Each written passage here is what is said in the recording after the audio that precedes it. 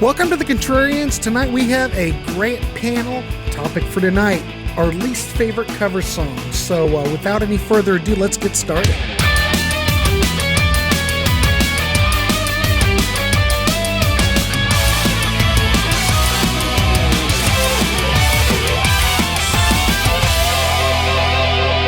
Welcome to the Contrarians, and tonight we are doing a great topic. First of all, was anybody on this panel one of the people that suggested this? Bill Schuster! There, of course it was Bill. Tonight's topic is least favorite cover songs. So the panel has prepared 3 apiece.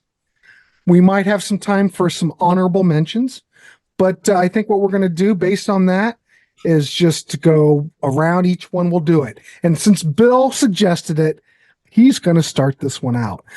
So Bill Schuster's here, Jeff is here, Kevin T, Tate, and David are here. The good panel. It's going to be a good show. We're going to keep it interactive. We want to hear from you in the chat. What tracks are your least favorite cover songs? So, all right, let's get going. First one. All right, thanks, Grant. You got it. I guess Grant was saying something right when I joined the chat before we were recording. So based on what he was saying, I'm going to start out with this choice. Grant had mentioned the Beatles. Oh, God help me. Yeah.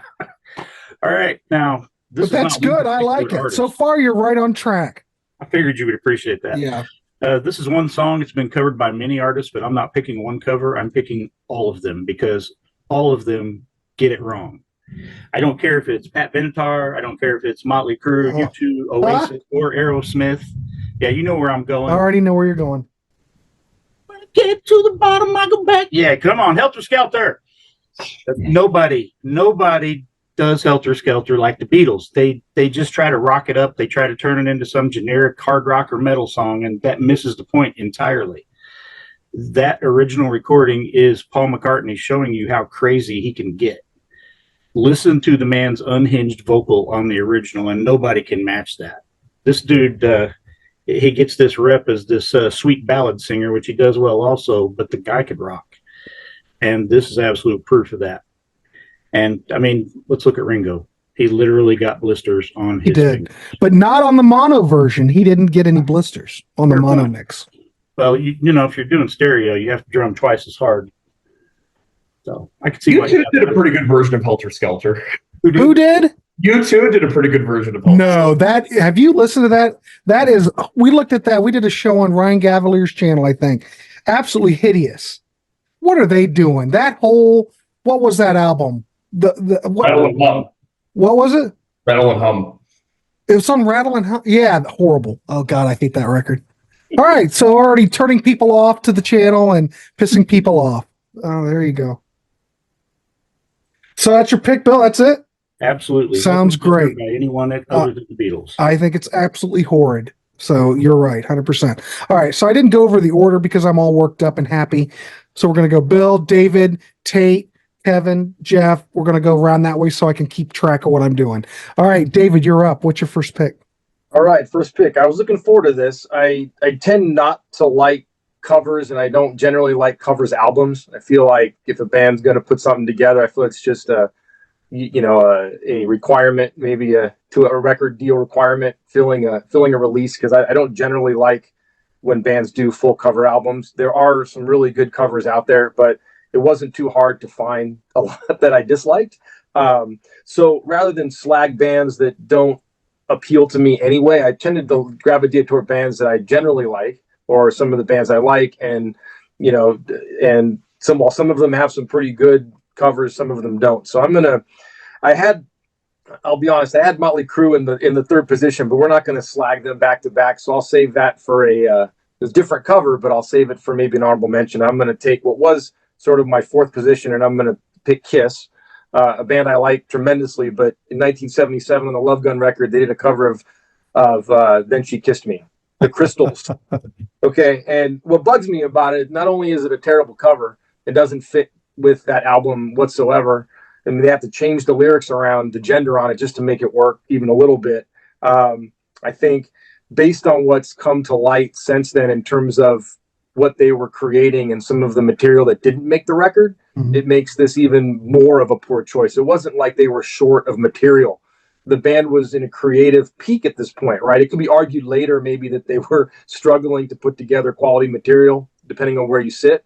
But at this particular period, it feels very difficult for anybody to argue they didn't have an abundance of creative output and a lot of material that's come to light in the demo form and released later in fan circles that's out there that tells you the band had a lot of choices and probably could have put some pretty good material in its place. So, fairly easy choice for me. Then She Kissed Me, He Kissed Me, Someone Kissed Somebody, and it didn't belong on Love Gun. So that's my first choice. Good choice. But do you like the Dave Clark 5 cover on Alive 2? I more so than I like than this one. Yeah, I can get through that one a little bit better than this one. I Not agree. awesome, but yeah. Well, I can see that when they do this stuff on like albums, you kind of look at it. Is this filler? Are they missing? They had to have more songs. And they do. I mean, it's been proven. Now they do. I mean, it's all out there, right? We know that there was some demo stuff that never made records that arguably was way better than this. So it's interesting, yeah. But I agree with that. That is probably the weak part on Love Gun. All right, cool. All right, Tate, dazzle me. Give me something. All right. First, I should preface this by saying that I really like it when bands do covers, but my criteria for that is I want to hear a balance between the band or artist putting their stamp on the original song while also retaining the character of the original song. And that does not mean A, covering something exactly like the recording, like the original recording, or B, covering shit that we've heard a million times. And I'm not typically a fan of covers albums because they're typically made up of shit we've all heard a million times. Now, the David Bowie covers album, Pinups, is the ultimate, Bible, if you will, or gold standard for covers albums. It's a great covers album because it's David Bowie. And you may not even like some of the songs on there, but it's still David Bowie, and he's still giving it giving all those songs the classic Bowie feel. That being said, none of my choices are from that wonderful covers album, but it's called Pinups if you haven't heard it yet. My first choice is gonna be one that pisses a lot of people off: Black Sabbath covering "Evil Woman" by Crow.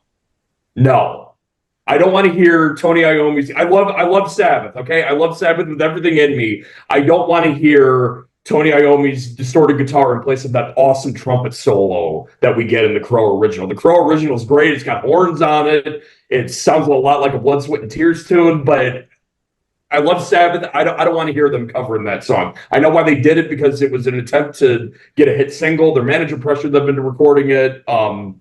But as for Sabbath covers, though, Warning by the Ainsley Dunbar Retaliation is unbelievable. I'm sorry for those of you who got the UK version of Sabbath's first album back in the day. I do not like Evil Woman. I believe what song was it on the US version? Was it Wicked World? The Wizard? What was it? What was it? Was it Wicked World? Okay, Wicked World. Yeah. Yeah. The US folks who got that album back in the day were lucky not to get that terrible Evil Woman. So I love Crow. I love that song. I just don't like Sabbath covering. I love Sabbath. Tate, tell us how you feel for crying out. Don't hold back. Great pick. Good pick. All right. Excellent. Kevin, you're up. What's your first? I created quite a list here, but one band kept popping up, so I'm probably going to stick with one band for this whole exercise. And I had at least 5. And it's one of my favorite bands, which really is maddening, when you have one of your favorite bands and you watch them take so many missteps along the way. So the band is Megadeth, and my first pick is off the debut when they covered the Nancy Sinatra song "These Boots." It in no way belongs on a thrash metal album. I don't even like the original song. It's pretty vanilla, and I am curious at the thought process that goes on in some of the, I would have liked to have been around in the studio when they made this decision because it makes no sense. But it's not a cool version. It's not clever. It's definitely not thrash. I think they were even sued by the original songwriter, Lee Hazelwood. Yeah. Because they changed some of the lyrics and threw in some cuss words and for a debut album, just give us another original. They probably had plenty of material. It makes no sense. So that's my first pick. Wow. I think mercifully that song was removed from the reissue, from when they remastered and they reissued that record. I think they mercifully removed that. I don't know if it was because of legal reasons or whatnot, but I think that found its way off the track list. I think it was for legal reasons, is what I read. Yeah. All right. Didn't get sued again. Oh God, this is so good. All right. All right, Jeff, you're up. All right. Well, into the ditch. So I took an approach similar to David, actually. I like that approach. I'm leaving out all the covers by bands I don't like in the first place, or songs I never liked in the first place, and trying to keep it to at least bands that I liked. Do I like the songs? Maybe or maybe not. But I'm kind of going from the angle of this band has not only a bunch of their own good original material, they've also done decent covers. And then there's this, and I don't know why. And I wish it would stop. And we're going to rip the Band-Aid off. I'm sorry, Grant. I really enjoyed my time talking to you. Grand Funk Railroad, the Locomotion. I don't like the Locomotion either. I thought you did. I can't stand it. I thought you played that. Well, I played it because I'm playing to the masses on the listening party, and it fit perfectly for that whole roller skating concept. Because when I was a kid, they played that all the time. Doesn't mean I like it. I don't care for it. Okay, I had heard you like just because I play it, Jeff, doesn't mean I like it. Okay, well, hey, cool. Bullet dodged. I don't like why. Why is this here? I don't like the original particularly, but okay, it's kind of disco. Sure, you can have some disco. I'm not mad at it for being what it is. But why the hell is Grand Funk covering this? Because Mark Farner was walking in the studio singing it. Todd Rundgren heard it. He was not aware of the Locomotion for some reason. And Todd said, "Oh my Lord, we need to put this on the record. This is great." And that's why they cut it. They cut it, I don't know, 1 or 2 takes. I'm not sure how many takes they did it in. They cut it but Todd wanted to put it on the albums, and they went, "Sure, why not? Let's do it." Okay. It was a big hit. Well, then I can listen to, I don't really care for it. It's fine. Let Little Eva be why would you need to redo it? They're not adding anything to it, but you have to admit, when it came out, it was a big hit. It got them some chart success. But no, I'm not that into it. Blows my mind that Todd Rundgren was not aware of the song. That's what I thought was weird too, because you would have thought he would have known that. Part of my objection here is like, okay, we're going to play some Grand Funk. Oh no, we're not really. we're going to play this. I mean, but it's not going to satisfy. I mean, it's okay. It's energetic. It sounds good. Does it really fit on that record? Maybe I think it would have been better if they just left it as a single, not put it on the album, put something else on there. But what? I can't change time now, so. But I get it. Yeah, I'm at least glad they made some money out of it. They did deserve that. Right. Or Little Eva, whoever wrote it. I don't remember who wrote it. Carole King. Probably was it Carole King? Carolyn Jerry. Yeah. Well, there you go. That makes sense. So Little Eva didn't make crap on it, Jeff. And she was Carol's babysitter. Oh, that's right.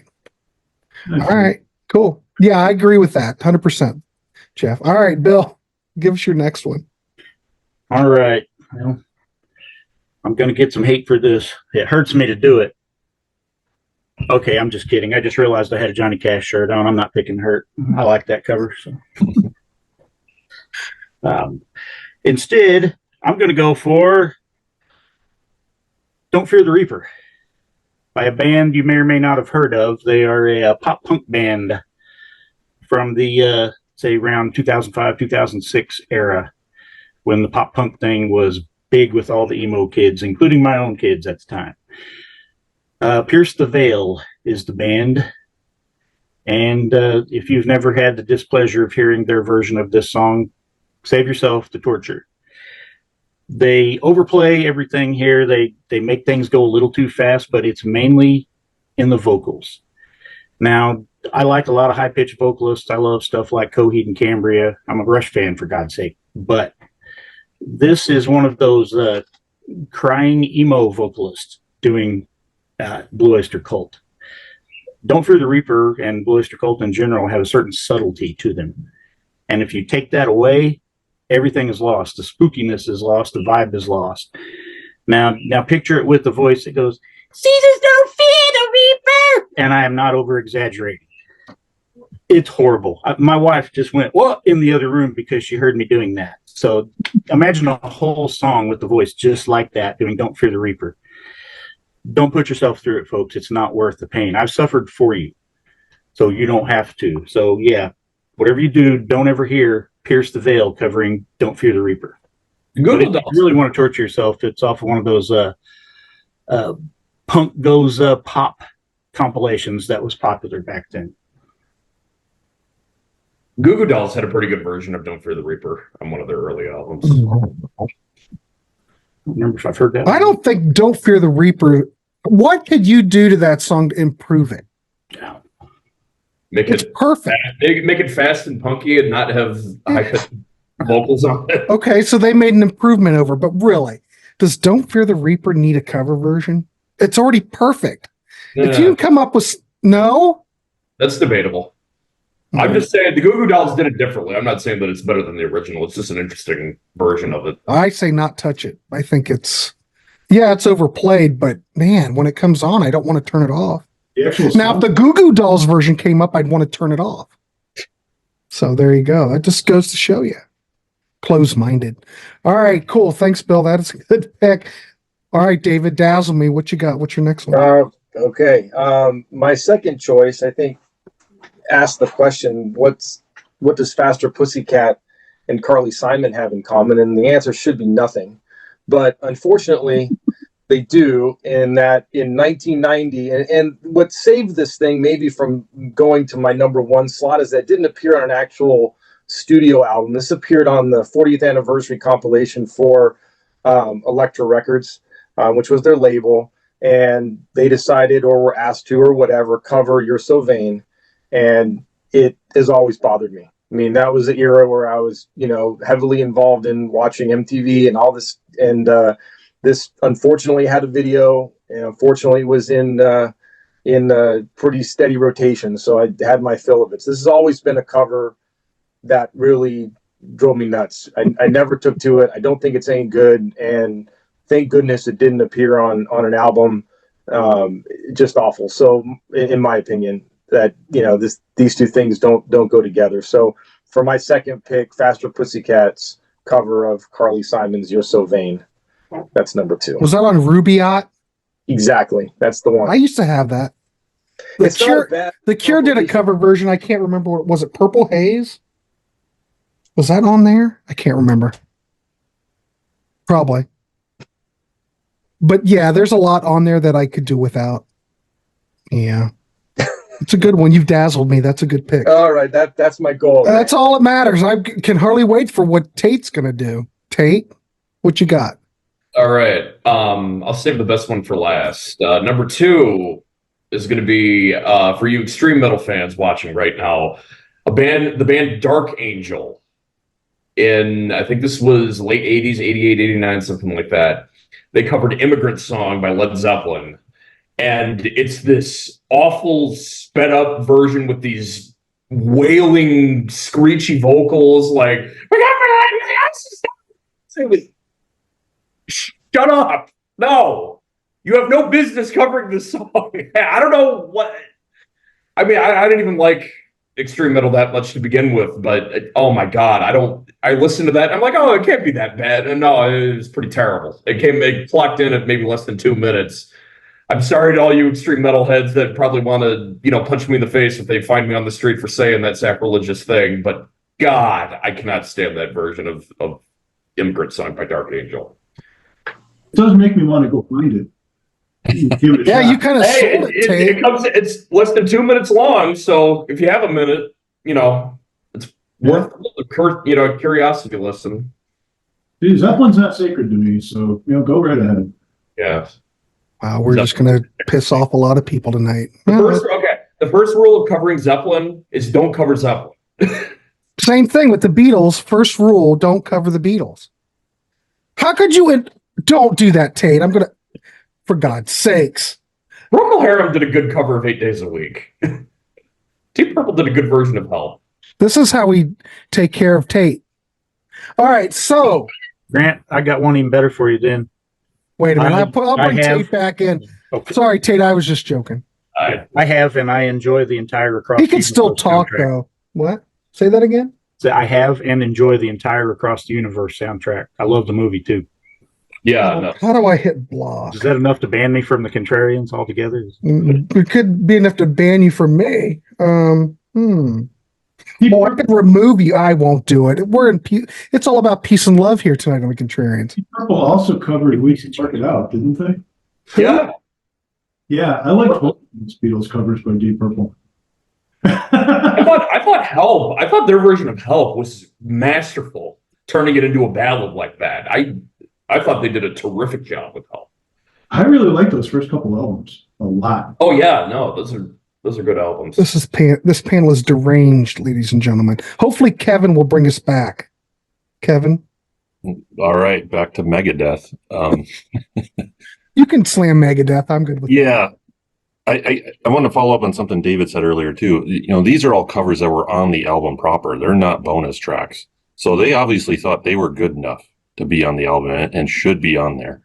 Or potentially they were pressured into putting them on there. I don't know. But this is off the 2007 album, United Abominations. Great album. I hate this one song when they covered themselves doing a Tout Le Monde, which was originally on the 94 Euthanasia album. It's sped up a little bit. It's like all the hard edges are kind of grinded off of it. And they have a guest female singer, Christina Scabbia from Lacuna Coil, who I guess was big at the time. So they thought they'd throw her on a song and an old hit of theirs to, I guess, an attempt to sell more records. That's the only thing I can think. It's not nearly as good as the original. And like I said, Dave's vocals had started to go a little bit by this time. In the 90s, he was actually a decent singer for thrash metal, but not at this point I think he's trying to kind of match his guest female singer at that point, but there's no reason to cover your own song, 13 years later. No excuse. So, but otherwise a great album. Kiss did it with Strutter 78. Yeah. That was also a greatest hits thing, on double platinum. So, yeah. I don't have a problem with it. Whitesnake made a career out of it. Yeah, true. True. Oh my God, David, you were 100% correct. They're the exception. Yeah. Well, But they did that to break into the U.S. market, basically. Mm-hmm. and would you say that when Whitesnake re-recorded that stuff or remixed it or whichever, were those versions better? I think That might be a whole show unto itself. That does sound like bands that. God, I'm going to write that down. That might be. That's a good topic. We could go sideways real quick. Mm-hmm. That might Bands be a whole that topic. remake their own songs.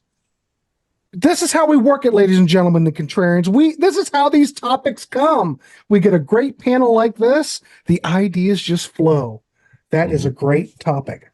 Yeah, So someone may take it, but not if we run with it. All right. Anyway, all right. to you, what's your next one? Real quick, back to Grand Funk just for a second. I did mean to mention that they did do at least one decent cover, which was Feeling All Right.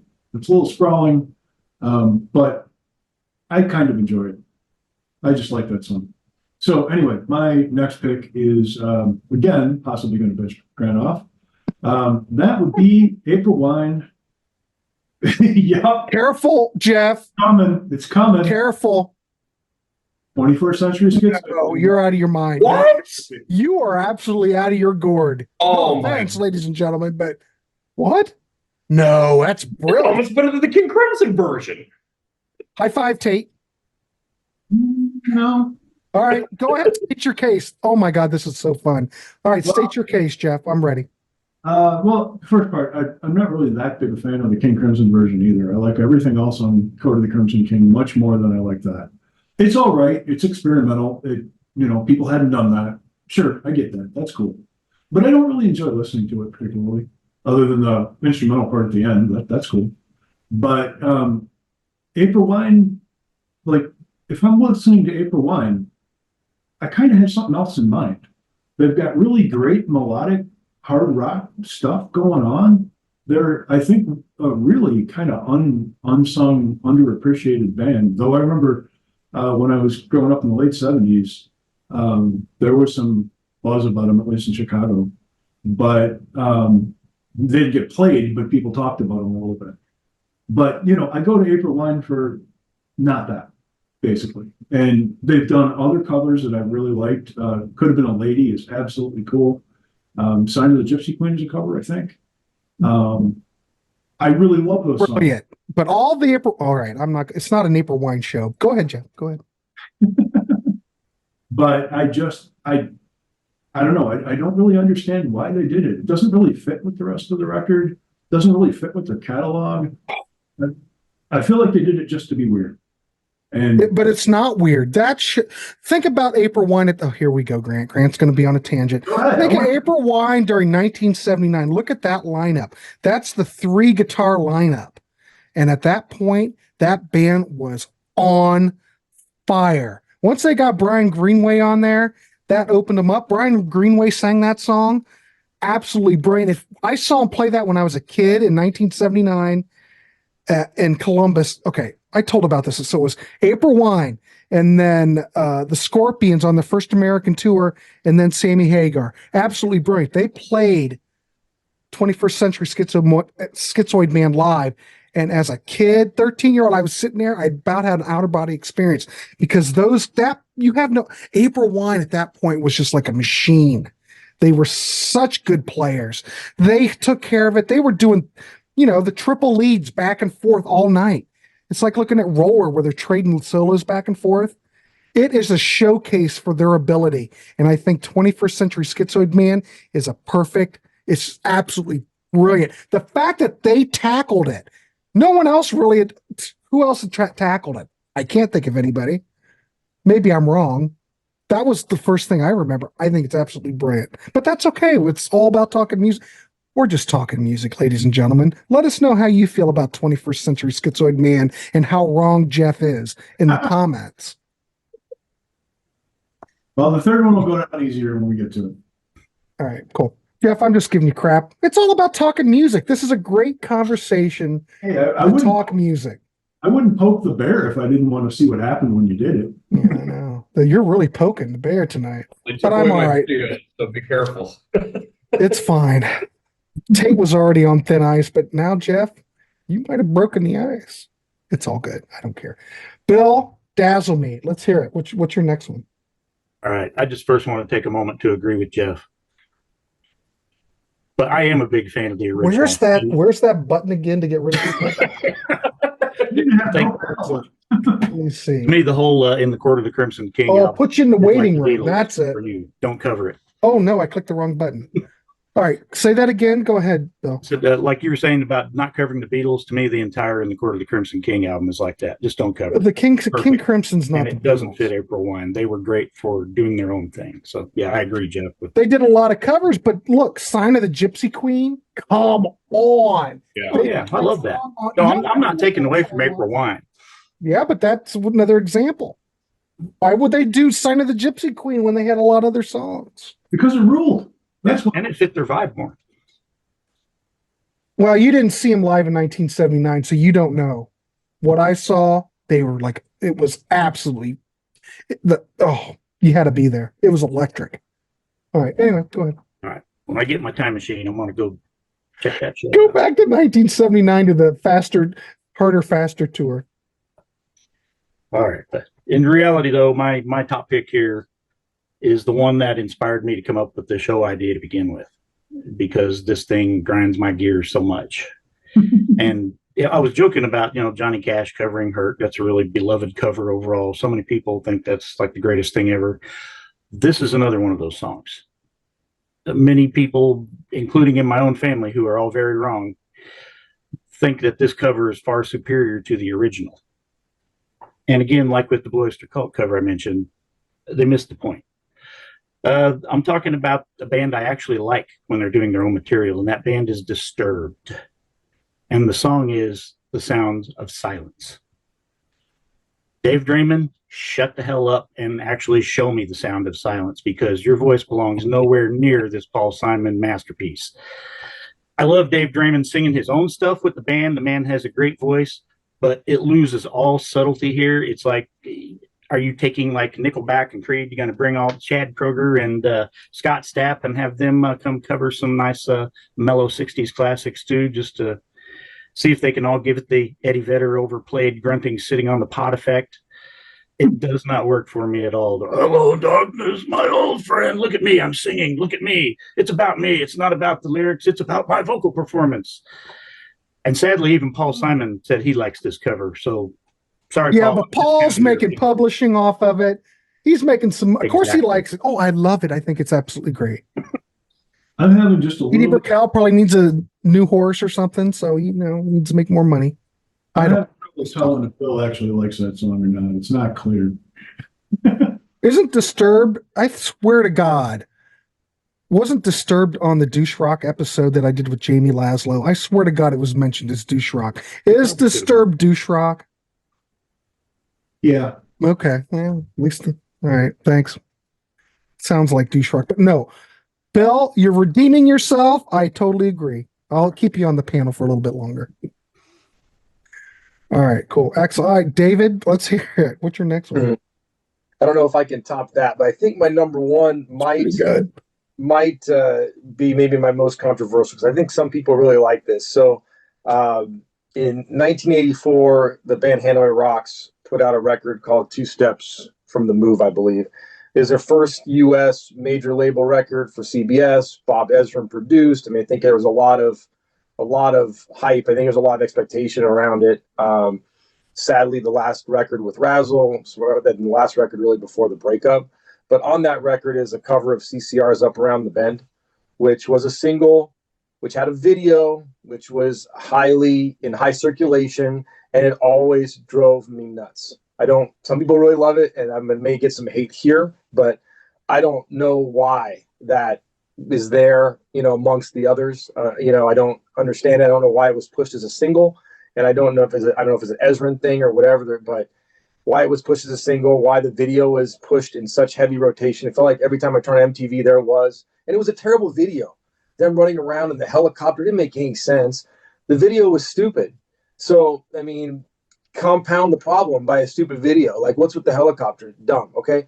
But maybe we don't know as much as our Finnish friends, because this record was a top 10 album in Finland, in their home country, reached number 9.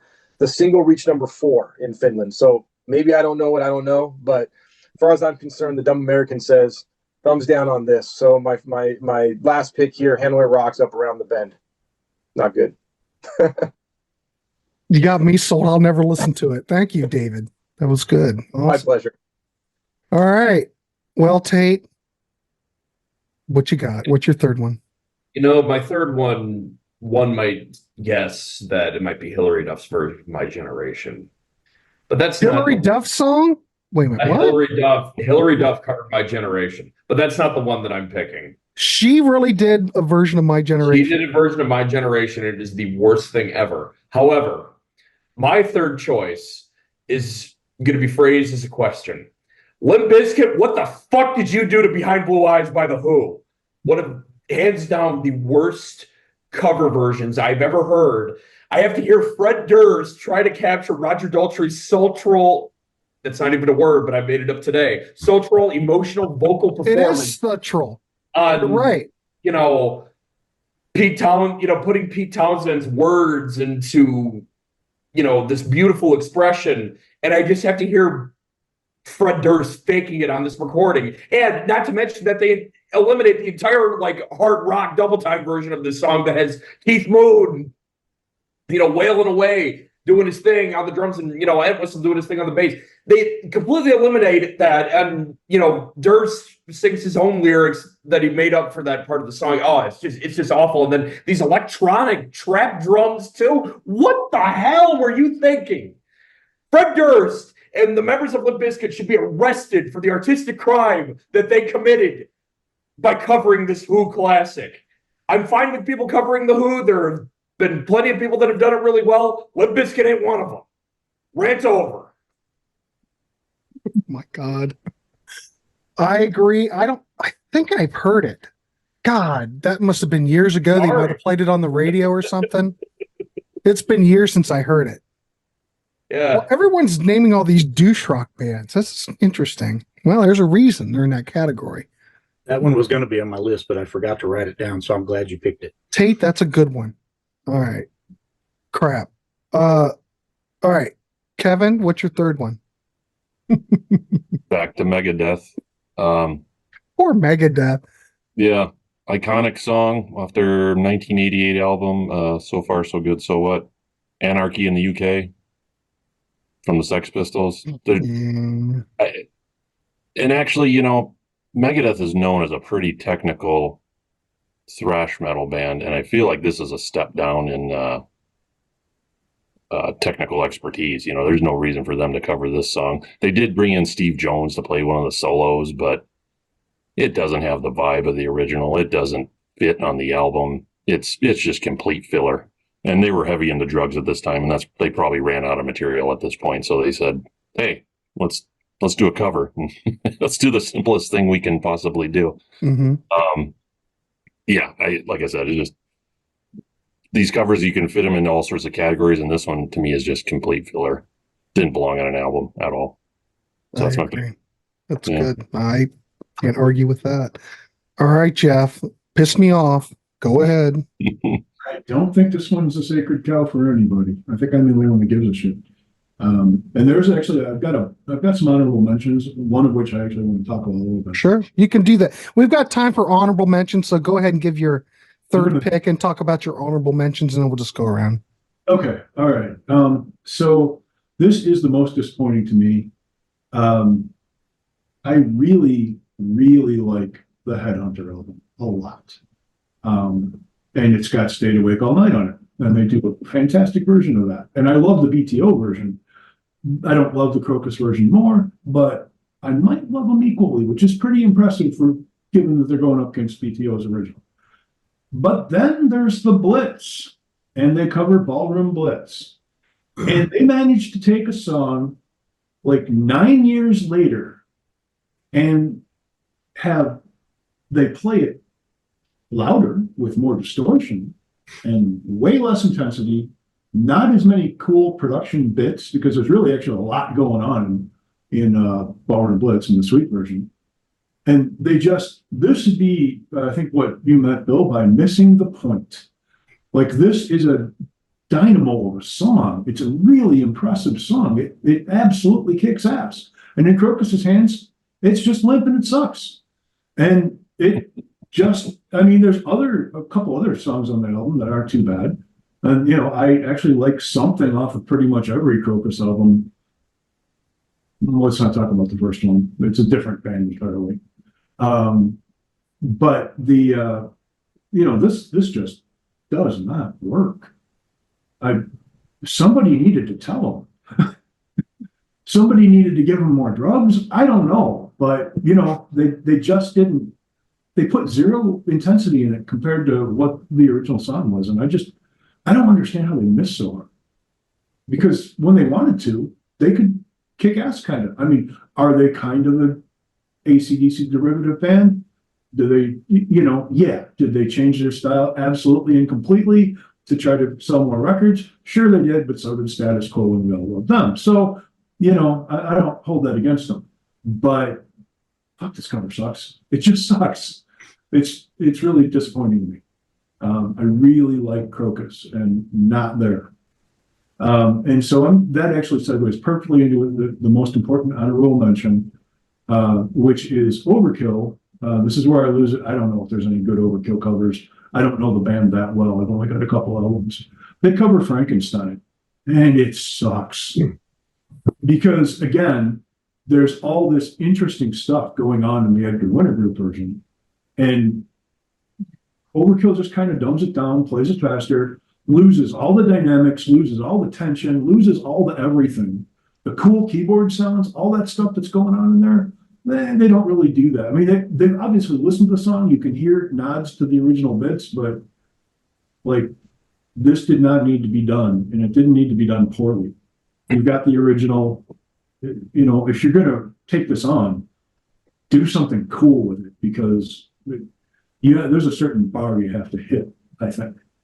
And then for a couple other honorables, I'm absolutely shocked that nobody's mentioned Johnny Be Good by Priest, but maybe everybody figured someone else would pick it because holy shit, does it suck? And Kid Rock, Rob Ritchie. Favorite guy, right? No. Trying to take Werewolves of London and what was it? Sweet Home Alabama, Freebird, whatever the fuck it was. Shuffle them together like a deck to try to make a song out of it. And this is where I will plug, if you actually look up a podcast or a YouTube channel called What Makes This Song Stink, there is an absolutely hilarious guy called Pat Finnerty who tears this song a new one. And it's pretty hilarious, and you might want to check that out if you'd like to just spend about 40 minutes hating on this song, which I do. I've watched it more than once. So that's kind of what I've got. I felt like the badness, the awfulness of the Priest cover needed to be addressed. Somebody's got to acknowledge that. Yeah, wasn't that first Johnny Be Good the film? I don't know why they put it on turbo though. Ram it down. I mean, ram it down. The brain, ladies and gentlemen, I don't know. is a terrible thing. Ram it down. Why did they put it on Ram It Down? Leave it on the soundtrack. Yeah. You know, I don't know. We weren't there. It just doesn't make sense, but whatever. Clearly they were running on fumes at that point because then Alfred left. Not Alfred. Somebody else left. They lose the drummer at that point? Dave Holland, yeah. That was his last album with the band, I think. Yeah. All right, cool. All that electronic stuff, but I don't know if that was his idea or somebody else's, but I can't remember. Did Johnny Be Good have? Yeah, I can't remember. God, I avoid that song. So I really only listened to about 2 songs off that album. Yeah. All right. Cool. Oh. All right. Cool. Thanks, Jeff. Bill, you got any honorables? Yeah, actually, Johnny Be Good was on my original list of 5. But here's the but.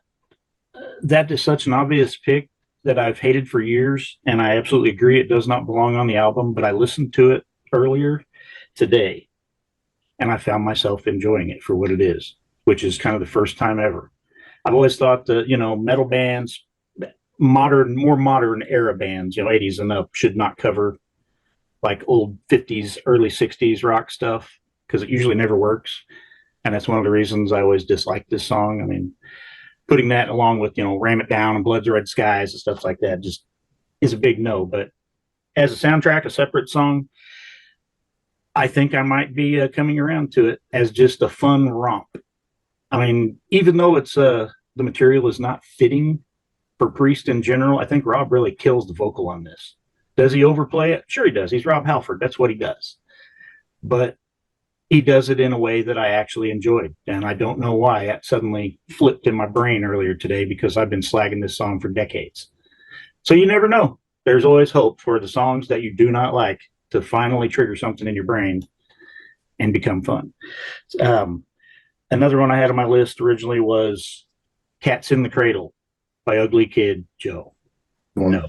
Again, misses the subtlety of the Harry Chapin original. And Harry Chapin was not always a subtle guy, but he had a more relaxed way of being over the top and melodramatic, which I quite like. Cats in the Cradle by Ugly Kid Joe just simply did more of that overwrought, just that 90s angst that did not belong in Cats in the Cradle. And one more I had on here. Let's pick on Disturbed again with Land of Confusion. I love the original Genesis song, but once again, this one is not as egregious as The Sounds of Silence. I don't mind it, but it's just unnecessary. It just doesn't really add enough to the original. The original was really cool and timely, and this one just makes me ask why bother. And yeah, Jeff, your point about the Ballroom Blitz cover, that's definitely one of those that if you're not going to do something with the song while retaining its essence, why bother covering it? Because yeah, that was like, let's do what they did on the original, except take the energy out of it. Yeah, so those kind of covers in general are pointless. Make it interesting, just not disturbed. Interesting. Don't make it disturbing. All right, cool. All right, David, you got anything? Yeah, just a couple real quick. Yeah, go ahead. So I'll mention I recently saw Ugly Kid Joe open for the Scorpions in Vegas earlier this year, and I'll say that song does not come off any better live than it does on the record. Just in case anybody wants to know, it's just as bad, if not worse, live. I had a couple. So real quick, I also had Anarchy in the UK, the Motley Crue version.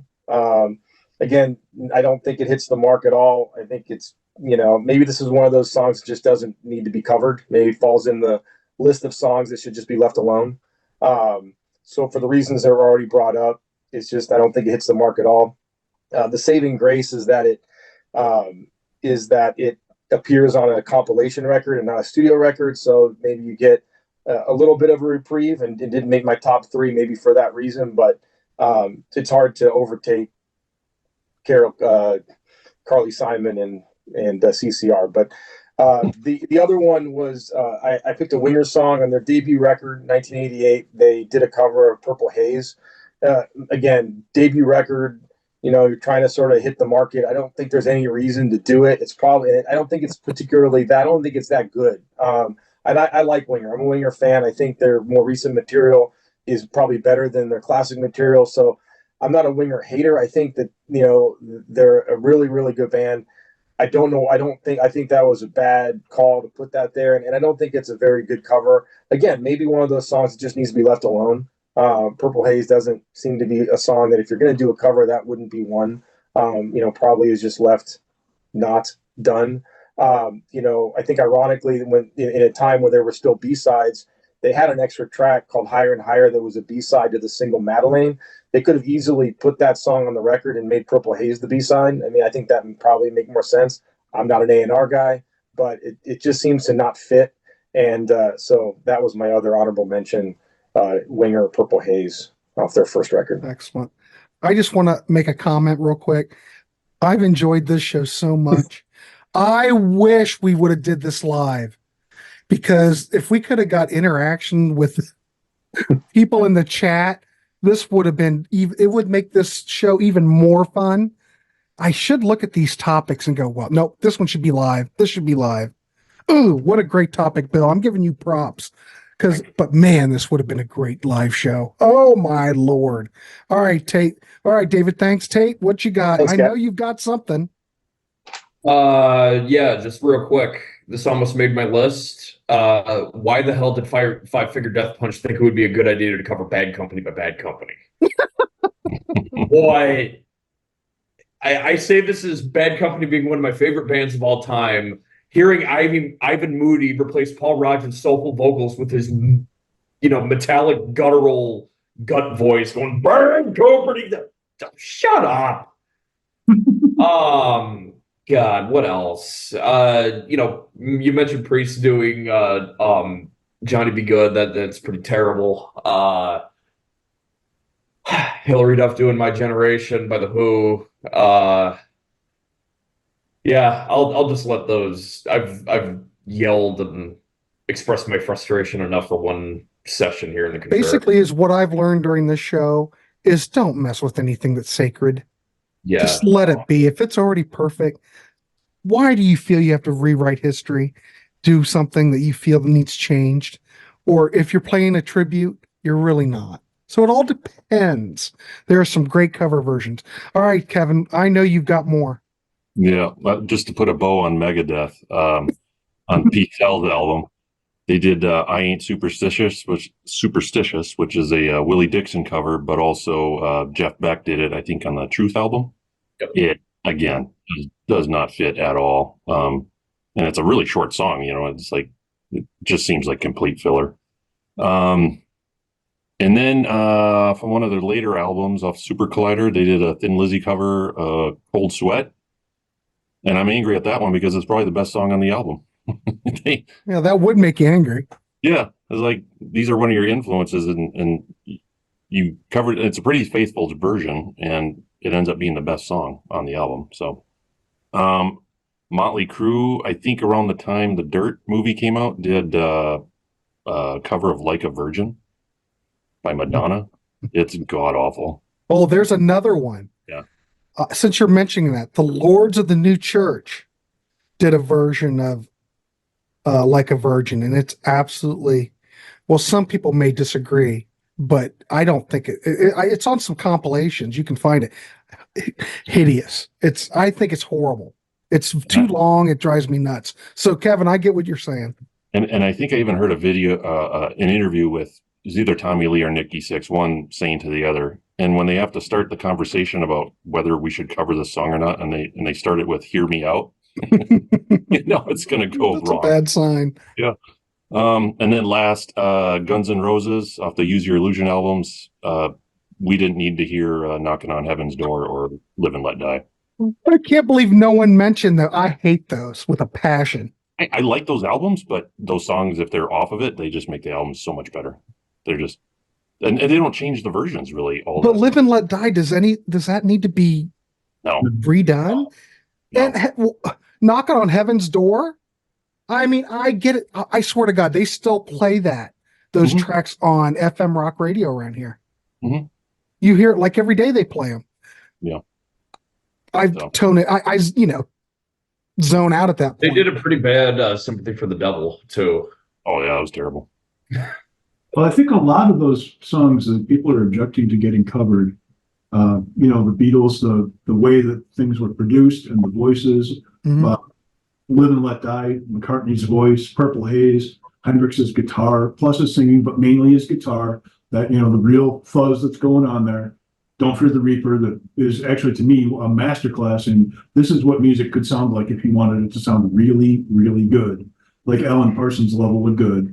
And I think that's really a lot of what's going on. Or "Anarchy in the UK," nobody can sound as snotty as the Sex Pistols. Nobody means it the way those guys did. Right. I think that's really the problem with some of these covers, is that there's an irreplaceable piece that they're not replacing. Yeah. So I think that's really the problem with a lot of these. Jeff, I think you just summed it up. I couldn't say it any better. See what you get for not kicking me off the panel? Wisdom. Oh, it's all good. The Contrarians, it's all about peace and love and giving each other crap. I'll Not add, really, but it's such a great topic that, it's all lighthearted. It really is. Even though everybody on this panel was 100% correct, pretty much, except for about the Beatles and April Wine. and I'll throw in one more too that I just thought of. The Southern rock band Point Blank. I don't know if you guys are familiar with them. Them covering Star by Deep Purple. Why? What? They didn't need to cover Highway Star. Metal Church already did a cover of it around the same time, or maybe sometime. I think that was later. Point Blank. Yeah, it was later. Earlier.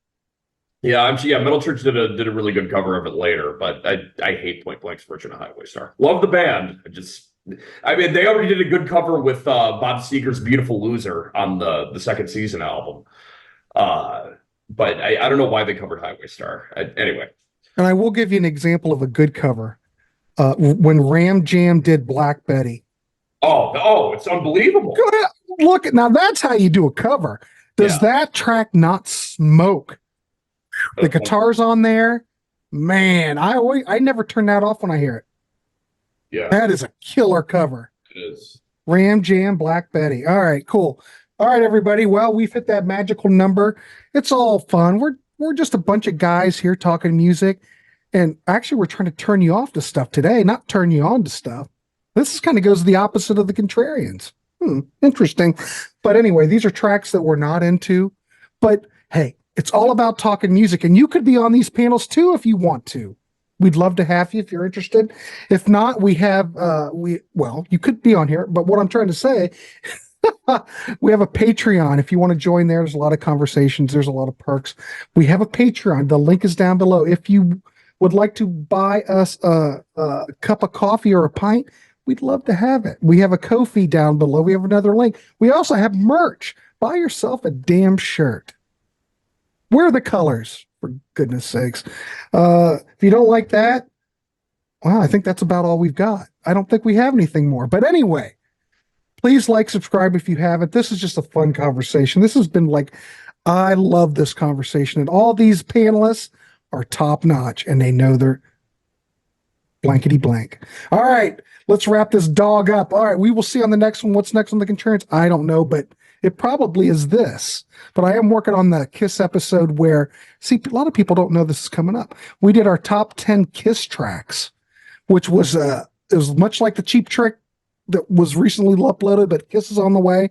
That'll probably be up, I don't know, maybe tomorrow, maybe the next day after. It's a lot of editing, but then this is up after that. So anyway, like I said, please like, subscribe. Gentlemen, it's been real. And thanks for doing this. I don't think we could get any looser, but this was a fun discussion. Thanks, everybody. We'll see you. Yes.